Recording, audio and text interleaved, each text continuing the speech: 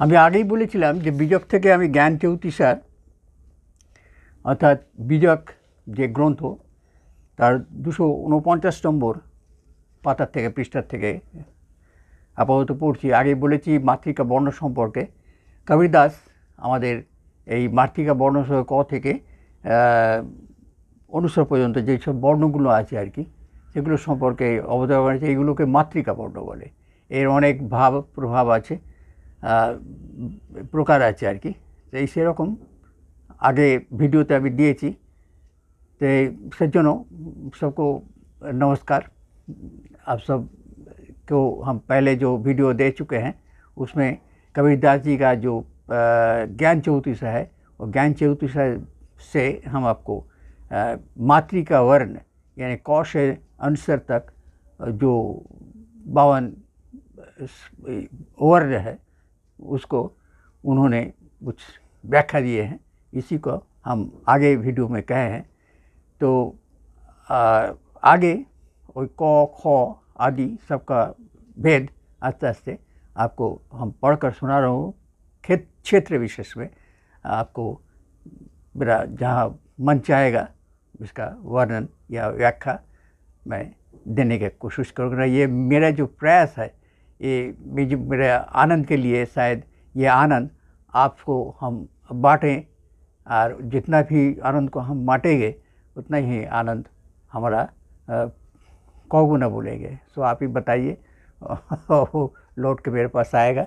तो यही हमारा इच्छा है और मान लीजिए यही मेरा गुरुओं का आशीर्वाद है, उनकी प्रार्थना है, प्रेरणा है और मेरा भी प्रार्थना और प्रेरणा है।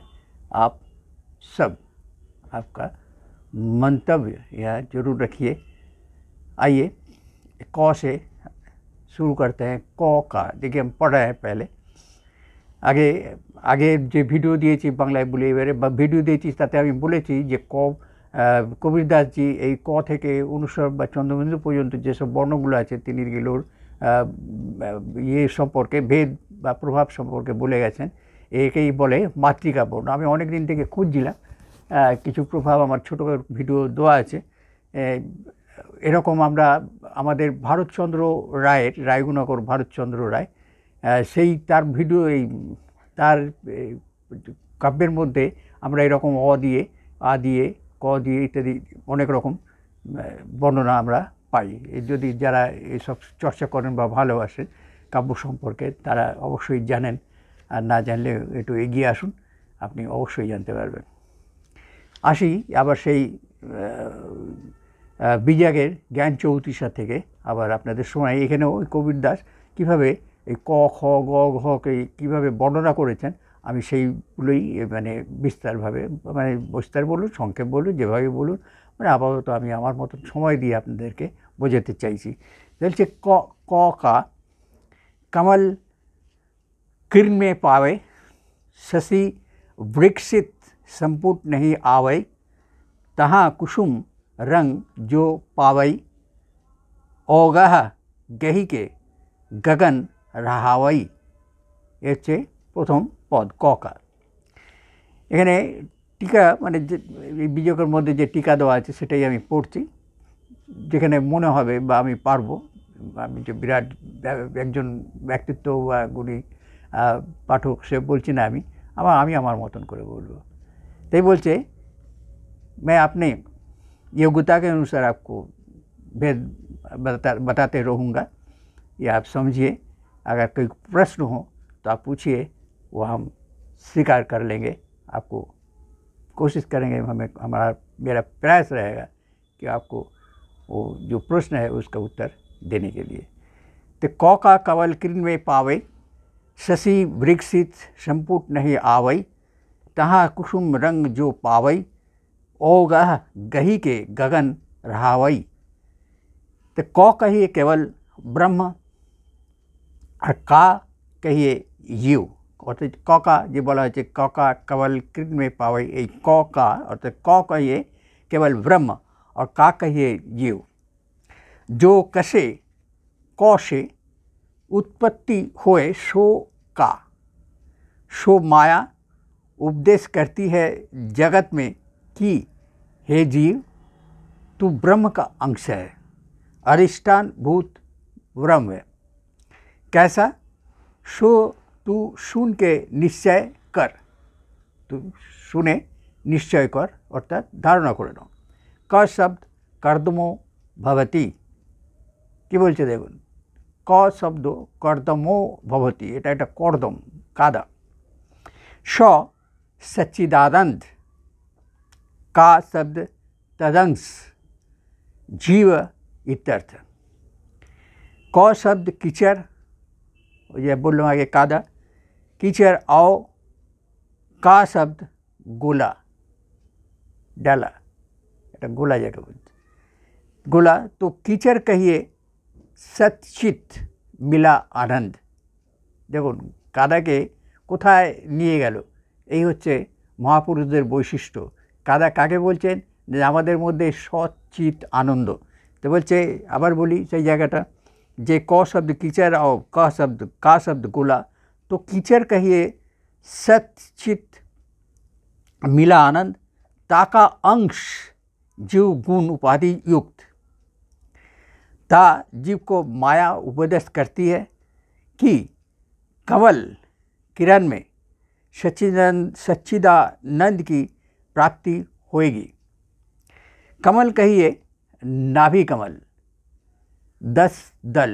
আমরা যারা চক্র নিয়ে জানি, এই নাভিকে 10 দল বলে চিন্তা করা হয়। এখানে হচ্ছে নাভি কমল। ওই জন্য আগেই বলেছে যে ক কা কমল কৃণ্ড মে পাওয়াই, অর্থাৎ এই নাভি চক্রকে বুদ্ধ সম্প্রদায় যারা, বুদ্ধ ধর্ম অবলম্বী যারা, তারা এই নাভিকে নিয়েই, অর্থাৎ ওং মণিপদ্মে হুম বলে তাদের মন্ত্র, নাভির চক্রের উন্মোচনের জন্য।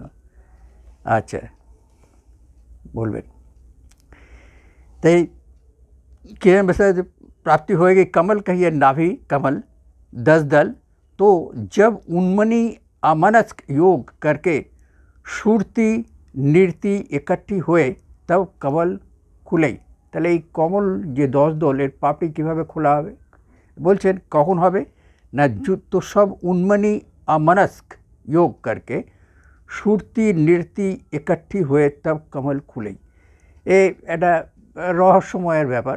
অর্থাৎ উন্মনি সাধনার এক প্রকার এবং অমনস্ক হতে হবে। অমনস্ক কথা হচ্ছে যে এই যুগের বা ইয়ের থেকে অমনস্ক নয়, আমাদের পৃথিবীর থেকে অমনস্ক হতে হবে। ঠিক আছে, অর্থাৎ মনকে স্থির করতে হবে, এটাই আর কি অমনস্কতার ব্যাপার।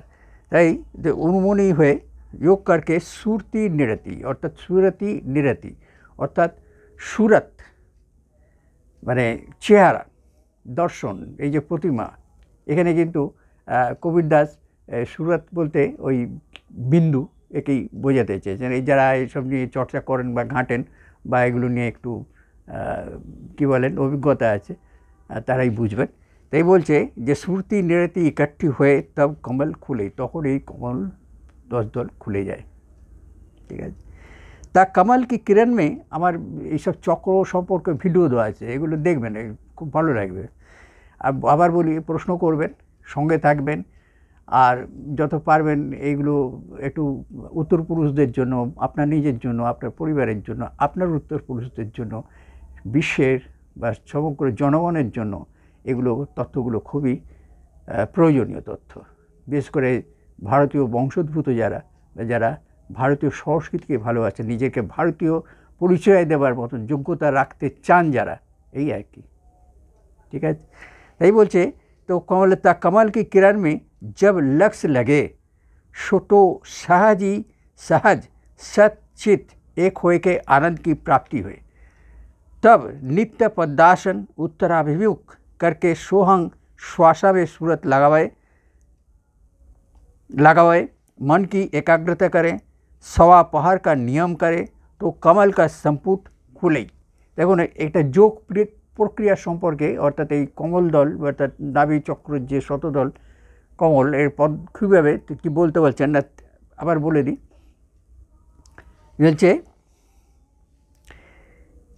कमल की किरण में जब लक्ष्य लगे तो सहजी सहज सहजভাবে নিজেকে সহজ, কিন্তু এই একটা আমার সহজিয়া বলে একটা ভিডিও দেওয়া আছে, দেখে নেবেন প্রথম দিকে আর কি, মানে স্ক্রল করলে নিচের দিকে যেতে হবে।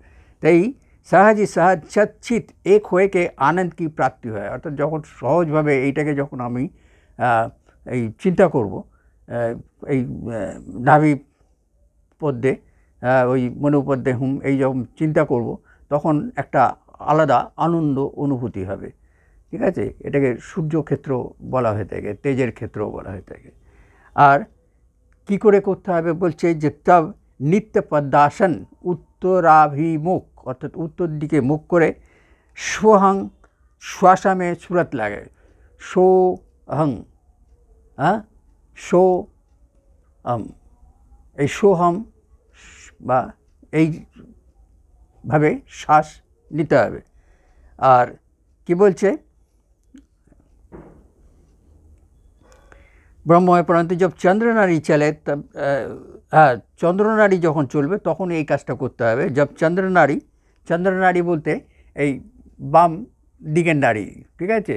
আমি আগেও বলেছি, আমি সেলফিতে এই ভিডিওগুলো দিই, আমি ডান বাম মুখে বলবো, আমি কোন দিকে হাত রাখছি কোন বেড়ে যাচ্ছি সেটা নিয়ে চিন্তা করবেন না। আমি বাম বলেছি যখন, এটাই আমার বাম দিক, ঠিক আছে। তাহলে বাম নাড়িতে যখন শ্বাস থাকবে তখন এই শ্বাসকে প্রয়োগ করতে হবে ওই পদ্মাসনে বসে উত্তরাভিমুখী হয়ে সোহম, এইভাবে শ্বাসের প্রক্রিয়াটাকে নিয়ে যেতে হবে, ঠিক আছে। এই হচ্ছে যোগের প্রক্রিয়া, মানে এই দশদল পদ্ম নাভিচক্রকে উন্মোচন করার জন্য। তাই বলছে যে জীব ব্রহ্ম হয় পরন্তু जब चंद्रनाड़ी चले तब नित्य पद्मासन उत्तराभिमुख करके सोहंग श्वास में सूरत लगावाई, मन की एकाग्रता करे, सवा पहाड़ का नियम करे। सवा पहाड़ अर्थात एक प्रहर থেকে কিছুটা বেশি, सवा মানে 1/4 অফ এক প্রহর। এক প্রহর আমরা জানি 8টা প্রহর, এই 8টা প্রহরের একটা প্রহরের থেকে আরও আরেক প্রহরের চতুর্থাংশ, এই নিয়ে এতটা সময় ধরে এই কাজটাকে করতে হবে। তো কমল কা সম্পুট খুলে, তার যে সম্পুট অর্থাৎ বদ্ধমুখ খুলবে। তেরে और তা কমল কা রং সুনীল, নীল পদ্ম যাকে বলে, তাহা পরম আনন্দ কুসুম রং, মানে বিভিন্ন ধরনের রং।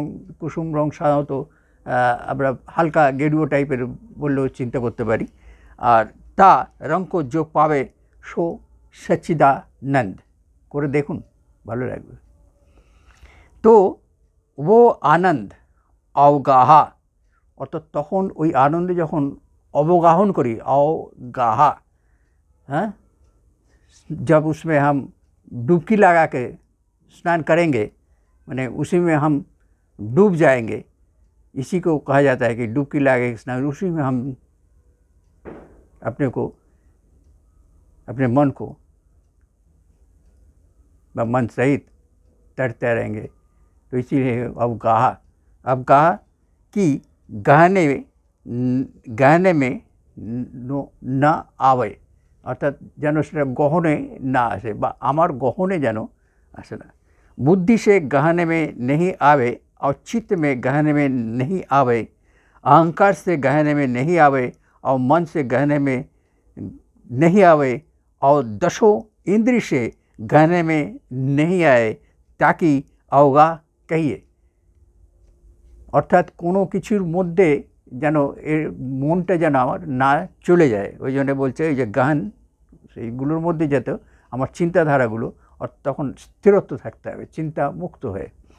তাই বলছে দশ ইন্দ্রিয় সে গাহানে মে, অর্থাৎ 10 ইন্দ্রিয়কেও আমাকে আয়ত্তে রাখতে হবে আর কি। তাকেও অবগাহী, একেই বলছে অবগাহন, অর্থাৎ সমস্ত সম্পূর্ণভাবে আমি অবগাহন করব, এতেই डूब दिए থাকবো।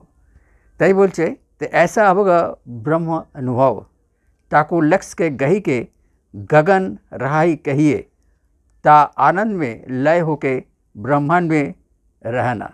ঠিক আছে, তাই বলছে যে সেটাকে লক্ষ্য করে এই ব্রহ্মাণ্ডেই তুমি থাকো এবং এতেই তুমি আনন্দ পাবে।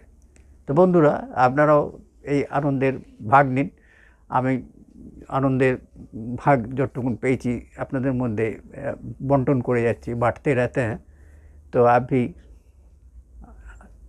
मैंने आनंद से रहिए और मुझे भी ये बढ़ावा मिलेगा।